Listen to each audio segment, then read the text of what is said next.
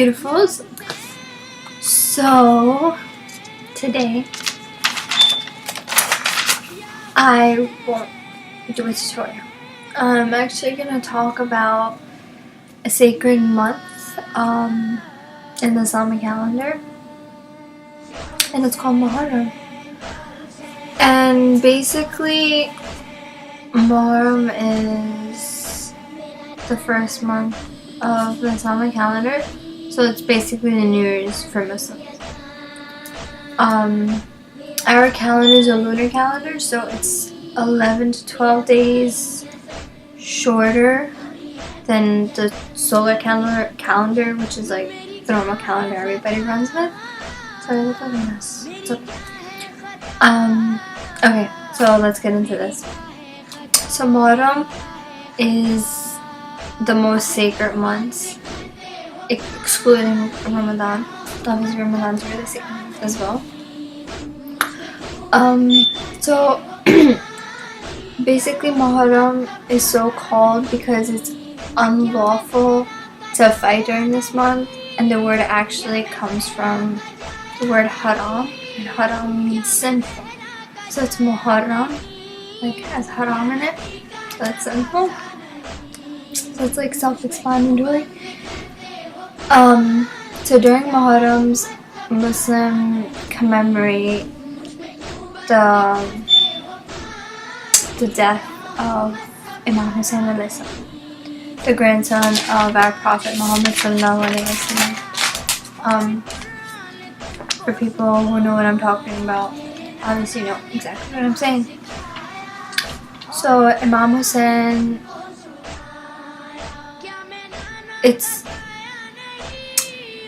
Imam Hussein's death is it's a really sad day for all Muslims, especially Shia people, because Muharram is mostly people, when a Muslim hears, oh, it's Muharram, first thing comes to people's mind is, oh, you're Shia, right?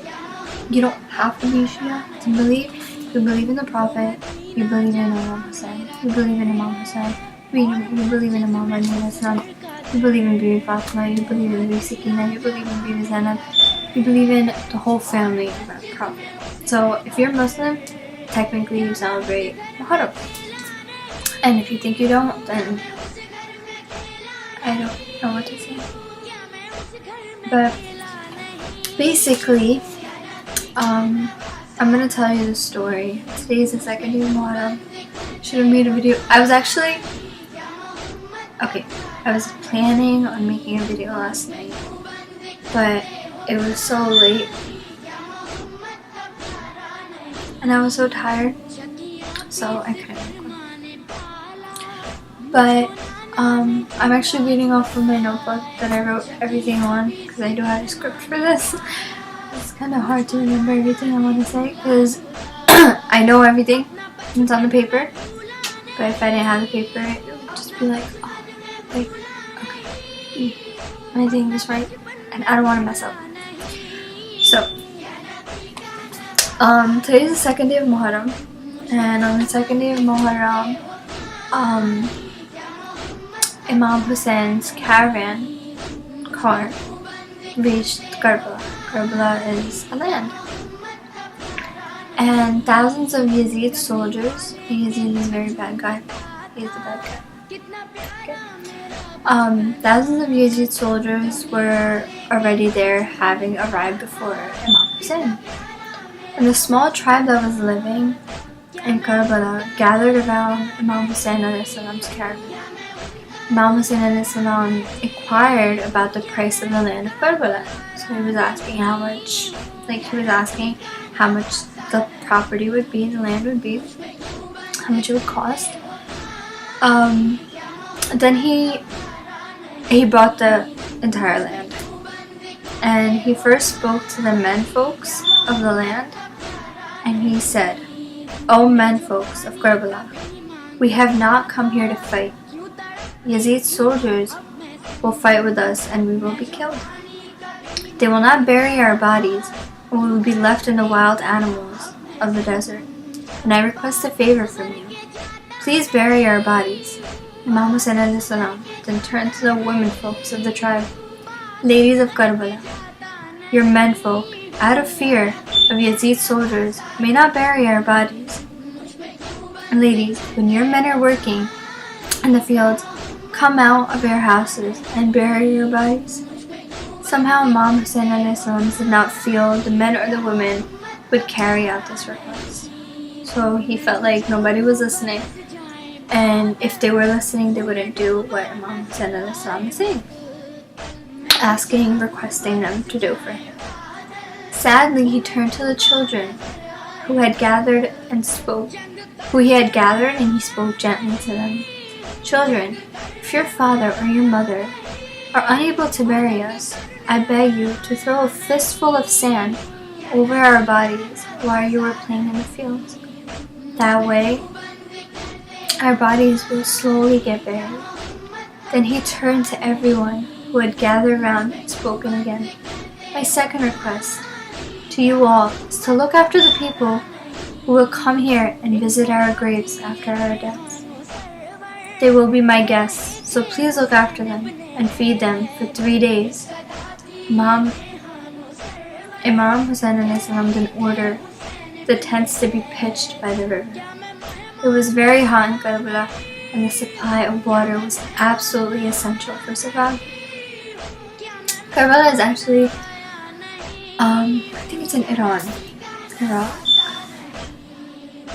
Most likely. It's in Iran, yeah. Karbala is in Iran. I should know this one. This is why I write everything on paper, because I sometimes forget. But Karbala is in Iran. Iran is a country, as you know. And it's really hot there. So if people go now to Karbala, they go for ziyaratin, which means they go as tourists and they go and see historical places, just like Karbala, like Imam Hussain alayhi salam's shrine.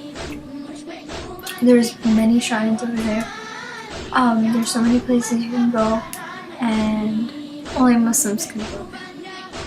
Because basically Iran is a Muslim country. So, Imam Abbas Hazrat Abbas alayhi salam, commander of Hussain alayhi salam's army, with his men then started to pitch in the tents by the river. The commander of Yazid's army ordered the men to pull out Imam Hussein's tent. So basically, Yazid didn't want Imam Hussein's tents to be there by the river, so he commanded all of his soldiers, or the people who were working for him as army, told them to take it away, I don't want to hear. They stopped Imam Hussain alayhi salam's tent from being pitched by the river. Okay. Hazrat Abbas alayhi salam became very angry. He pulled out his sword and wanted to kill the enemies, which were Yazid's army.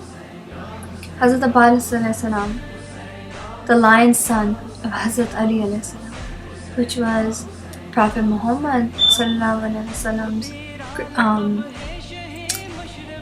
cousin and son-in-law. He was married to Bibi Fatima, his Prophet Muhammad sallallahu alaihi wasallam's daughter. He was just like his father. He was very brave, very strong. The enemies feared him. If he wanted the tents to be pitched by the river, then even Yazid's men and thousands were not able to stop him. Imam Hussain alayhi salam saw what was happening and quickly intervened. He knew his brother's temper and strength, and Hazrat Abbas alayhi salam, he said, "My brother Abbas alayhi salam, put your sword back. Abbas, we have not come here to fight. Later on, people will say that we started a war here just for water. Abbas, my brother, Abbas, calm down. Sorry, my mom is sitting downstairs and she's calling me. My dad actually just came back from Majlis, which whatever I'm telling you, right now, whatever I'm saying in this video is said at the majlises. So basically, a majlis is a gathering of people at a mosque, and we tell what happened. Like today, they would tell exactly what I'm telling you. Tomorrow, they would tell you what happened the third day of Muharram in the history of Islam. So that's what I'm majlis, and my dad just came back. How's that work? And I should go. So as I was saying, Imam Hussain ASALAM was telling Hazrat Abbas ASALAM, we were pitching our tent somewhere else. Hazrat Abbas ASALAM considered his brother to be the master and always obeyed his commands. He put his sword back and ordered the men to pitch their tents away from the river. This was the second day of Muharram. As nights and days passed, the scene of Karbala changed. Day by day, Yazid's army increased in numbers. Nearly 20,000 of Yazid's soldiers surrounded Imam Hussain ASALAM's tents. Why so many to fight? No more than 72 men in Hussein's army. Imam Hussain ASALAM had 72 people in his army, and Yazid had nearly 20,000. Compare that. That's a huge number. It's a huge difference. Despite having so many men in Yazid's army, his commanders were still worried because the 72 men in Imam Hussein's army were no ordinary. They were not just normal people you just pick up, just be like, okay, you're part of my army. No, that was not the case. They were brave, they were faithful, and they did not fear death. They wanted to war. They were there to protect Imam Hussain. So they weren't afraid they would die. They weren't afraid of it. So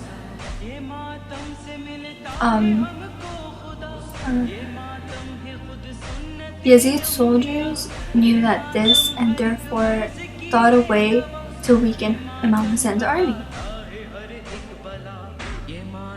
I keep on losing this one. Okay, on the 7th Muharram, which is 5 days from now, tomorrow is the 3rd Muharram, today is the 2nd. On the 7th day of Muharram, Yazid's commanders ordered their men to stop the water from reaching Imam Hussein's tents that he built in the Karbala. Their tents, there were many women, children with Imam Hussain ASALAM, and they suffered a lot without water. For 3 days, one could hear children crying for water. Al-Atash, water, water, thirst, thirst, thirst. Hazrat Abbas could not hear this. He could not hear his beloved Bibi Sakina crying for water. Hazrat Abbas ASALAM loved Bibi Sakina dearly and always got her anything she wanted. Every time Hazrat Abbas heard Sakina crying for water, he shook with grief.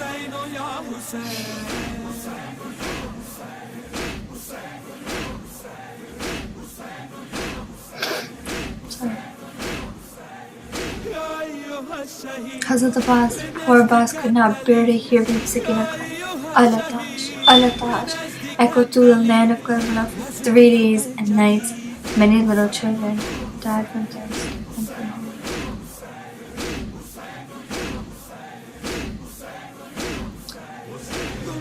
See, for me, and for all the Shia people who are watching this, and for all the Sunni people who know what I'm talking about, who know the history of Islam, who knows what happened during Muharram, they know that it's painful. It hurts to listen and to hear stuff that they've been through and all the pain and grief, and it gives me the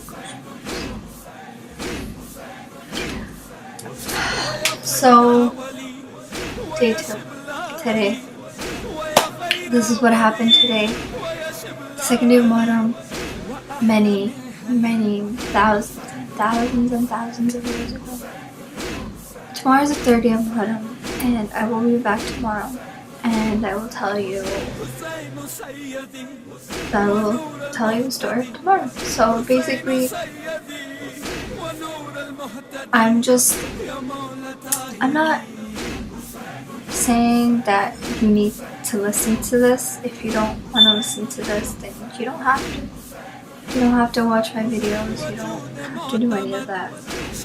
But I'm just doing this for people who wanna know more about Muharram, about Islam, about the history of what happened, and that's my goal. My goal is not to convert anybody. My goal is not to do any of that. So don't think this is because I'm making a video just because of that. I'm not. It's not my goal, not my intention. Just doing this for more knowledge, for people who want to learn, who want to listen. I know some people can't go to majlises and they don't know where to get, they don't know where to hear it from. And I'm doing this from my heart and my soul, and that's it. So thank you so much for listening and for watching this video, and may God bless you. And just please stay tuned for a video tomorrow for the 30th of Muharram. I will be back, and I'll see you guys then. Okay, thank you so much for watching. Assalamualaikum.